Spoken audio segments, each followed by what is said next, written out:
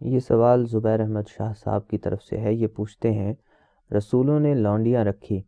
حضرت ابراہیم نے ہاجرہ، حضرت محمد صلی اللہ علیہ وسلم نے مریم، اس چیز کو کیسے دیکھنا چاہیے اور کیا یہ سنت ہے؟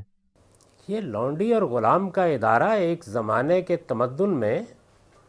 نہ صرف یہ کہ موجود تھا بلکہ پورے تمدن کے اوپر چھایا ہوا تھا۔ یعنی اس وقت جو صورتحال سودی معیشت کی ہے، ہم سب کہتے ہیں کہ سود ممنوع ہے،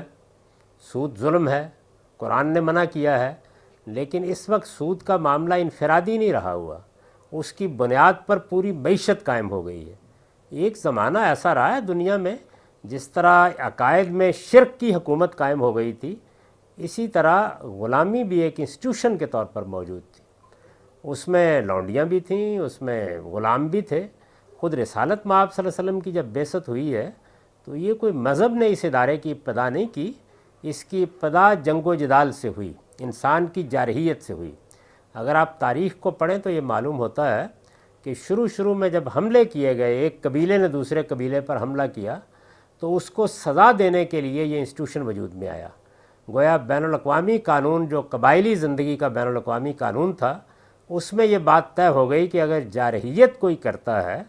تو پھر جس کے خلاف جارحیت کی گئی ہے وہ اپنے دفاع میں کامیاب ہو جائے گا تو جارحیت کرنے والے گروہ کے تمام افراد کو غلام بنا لے گا، عورتوں کو لونڈیاں بنا لے گا۔ یہ ایک سزا تھی جو اس وقت کے بین الاقوامی حالات میں شروع ہوئی۔ آپ جانتے ہیں کہ ابتدا جہاں سے بھی ہو، آہستہ آہستہ جب وہ ایک انسٹیٹیوشن بن جاتا ہے تو وہ خود اپنے کچھ قوانین پیدا کر لیتا ہے۔ تو اسی کے لحاظ سے لونڈیوں اور غلاموں کا ایک انسٹیٹیوشن بن چکا ہوا تھا۔ اس میں گھروں میں لونڈیاں موجود تھیں، باہر موجود تھیں۔ ہمارے ہاں لوگوں کا خیال یہ ہوتا ہے کہ شاید ساری کوئی 18 سال کی لڑکیاں تھیں، یعنی بوڑھی عورتیں تھیں، اپاہج تھیں، ایسی تھیں کہ جو کوئی اور کام کر ہی نہیں سکتی تھیں، وہ گھروں ہی میں ان کو پناہ ملتی تھی، وہیں رہتی تھیں۔ مردوں کا بھی یہی معاملہ تھا، یعنی نہ غلاموں کو اپنا گھر تھا، وہ مختلف جگہوں پر بکتے رہتے تھے، اور یہ کوئی 2 4 5 نہیں، ہزاروں کی تعداد میں تھے۔ تو اس وجہ سے جب کبھی بھی اللہ کا دین آیا تو اس انسٹیٹیوشن کو ختم کرنے کی کوشش کی گئی۔ مثلا آپ قرآن مجید تو بہت بعد کی چیز ہے، تورات میں دیکھیے، وہاں یہ کہا گیا کہ اگر کوئی غلام ہے اور وہ 6 سال تک تمہاری خدمت کر چکا ہے تو بس اس کو جو کچھ تم نے خرچ کیا تھا اس کا معاوضہ سمجھو، 6 سال کے بعد اس کو لازماً آزاد کر دیا جائے، اور جب آزاد کیا جائے تو اپنے گھر کے دروازے پر کھڑے ہو کر یہ کہہ دو کہ جو کچھ لے جا سکتے ہو وہ لے جاؤ۔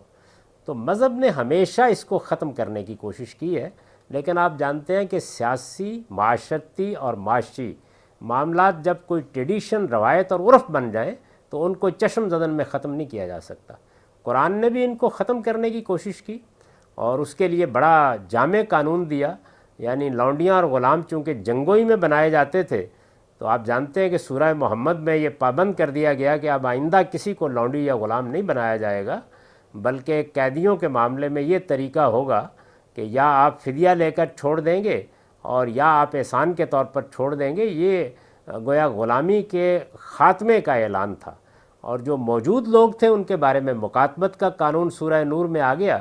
کہ ان میں سے جو عورت یا مرد بھی یہ ضمانت دے دے کہ وہ اپنے پاؤں پر کھڑا ہو جائے گا، یعنی عورتیں کوئی کعبہ گری نہیں شروع کر دیں گی اور مرد کوئی بھکمنگے ہو کے کنگال لوگوں کی طرح گلیوں میں بھیک نہیں مانگتے پھریں گے، یہ اطمینان ہو جائے تو لازماً ان کے ساتھ مکاتبت کر لی جائے اور ان کی آزادی کا راستہ کھول دیا جائے۔ تو یہ ایک صورتحال تھی جس سے اس زمانے میں، اس زمانے کے تمدن کے لحاظ سے سابقہ پیش آیا، اور اس کو ختم کرنے کی نہایت ہی حکیمانہ اور بہت اعلیٰ کوشش کی گئی۔ تو جب تک یہ ختم نہیں ہوا اس وقت تک ظاہر ہے کہ گھروں میں بھی موجود تھے اور ان کو باہر نکال نہیں پھینکا جا سکتا تھا۔ تحفے تحائف میں بھی بھیج دیے جاتے تھے۔ اس میں بعض اوقات اس زمانے کی روایات میں یہ بالکل موضوع نہیں ہوتا تھا کہ آدمی قبول کرنے سے انکار کر دے، محض اتنی سی بات پر جنگ و جدال کی نوبت آ جاتی تھی۔ تو اس لیے اس وقت کی معاشرتی صورتحال میں اصلاح کے اقدامات کیے گئے اور خاتمے کے اقدامات بھی کیے گئے، لیکن یک قلم معاملے کو ختم نہیں کیا گیا۔ یہی صحیح طریقہ ہوتا ہے اور یہی پیغمبرانہ حکمت ہے۔ آپ دیکھیے چائلڈ لیبر ہے، آپ یہ جانتے ہیں کہ میں بھی چاہوں گا کہ وہ ختم ہو جائے، آپ بھی چاہیں گے ختم ہو جائے، لیکن اگر اس کو چشم زدن میں ختم کیا جائے تو آپ کو معلوم ہے کہ اس میں بہت سے معاشی، معاشرتی مسائل پیدا ہو جاتے ہیں، یعنی اندازہ ہی نہیں کیا جا سکتا کیا چیز پیدا ہو جاتی ہے۔ آپ اگر اپنے گھروں میں بھی کوئی بچہ کام کر رہا ہے، مجھے خود یہ صورتحال پیش آئی کہ ایک موقع کے اوپر مجھے یہی خیال ہوا کہ نہیں، اس کو نہیں یہاں کام کرنا چاہیے، لیکن فوراً یہ بھی خیال ہوا کہ اگر ہم اس کو نکال دیتے ہیں تو سوسائٹی میں جب تک یہ چیز موجود ہے تو اس بیچارے کو کوئی ایسا گھر ملے گا جہاں اس کے ساتھ ظلم ہوگا، تشدد ہوگا، پہلے سے اس کی داستان بھی معلوم تھی۔ تو اس وجہ سے معاشرتی اصلاحات جذباتی بنیادوں پر نہیں ہوتی، یہ لونڈیاں موجود تھیں، غلام موجود تھے، وہ بیچے بھی جا رہے تھے، خریدے بھی جا رہے تھے، انبیاء علیہم السلام کو بھی تحفے تحائف میں ملے، چنانچہ انہوں نے نہ صرف یہ کہ اس کو باقی رکھا، حسن سلوک کی بہت اچھی مثال قائم کی، اور اس کے ساتھ اس انسٹیٹیوشن کو ختم کرنے کے اقدامات کیے۔ یہ حکیمانہ طریقہ تھا جو اس وقت اختیار کیا گیا۔